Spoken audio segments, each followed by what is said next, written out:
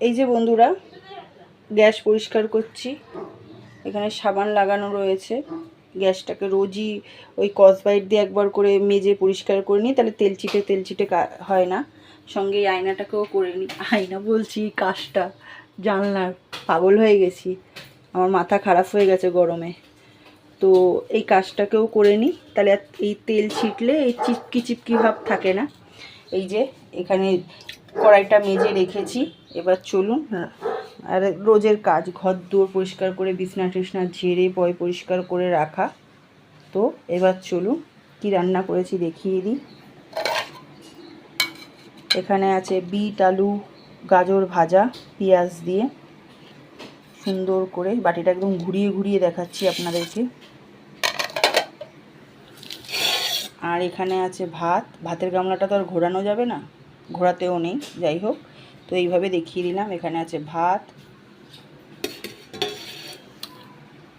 আর এখানে আছে হচ্ছে মাংস, একদম লাল লাল টকটকে করে মাংস খাসির।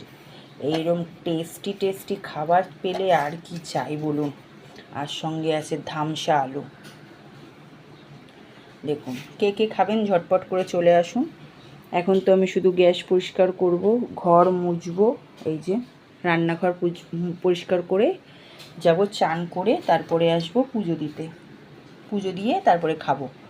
তাহলে দেখিয়ে দিতে পারলাম। চলে আসুন, কেমন হয়েছে কালারটা জানাবে, ঠিক আছে? চলে আসো, তাড়াতাড়ি খাবে। গন্ধটা এত সুন্দর বেরিয়েছে না, খুবই সুন্দর, খুবই সুন্দর। তাহলে চলো, তাড়াতাড়ি চলে এসো। দেখাতে পারলাম রান্নাবান্না কমপ্লিট হয়ে গেছে।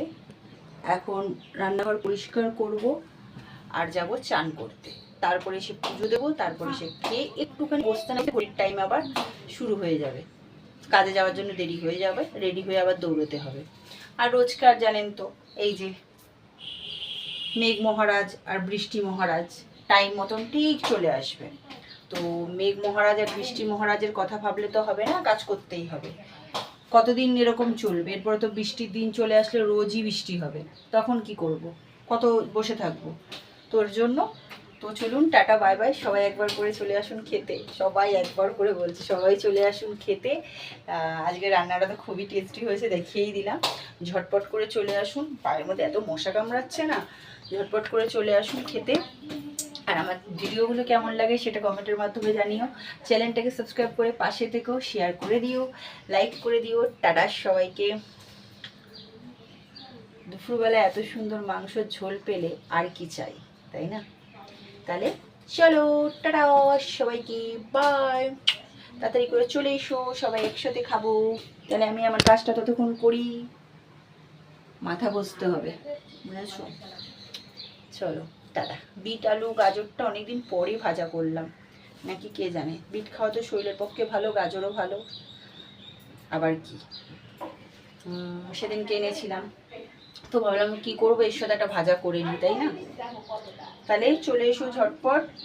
আর বাঁচিয়ে বাঁচিয়ে রান্না করতে হবে বাবা, গ্যাসের যা অবস্থা, বেশি গ্যাস খরচা করা যাবে না, তাহলেই না খেয়ে থাকতে হবে, রান্নাঘরে তালা পড়ে যাবে। চলো তাহলে টাটা সবাইকে, বাই। চ্যানেলটাকে সাবস্ক্রাইব করে পাশে থেকো। দুপুরবেলা এরকম মাংসের ঝোল পেলে আর কিছু চাই না। টাটা সবাইকে।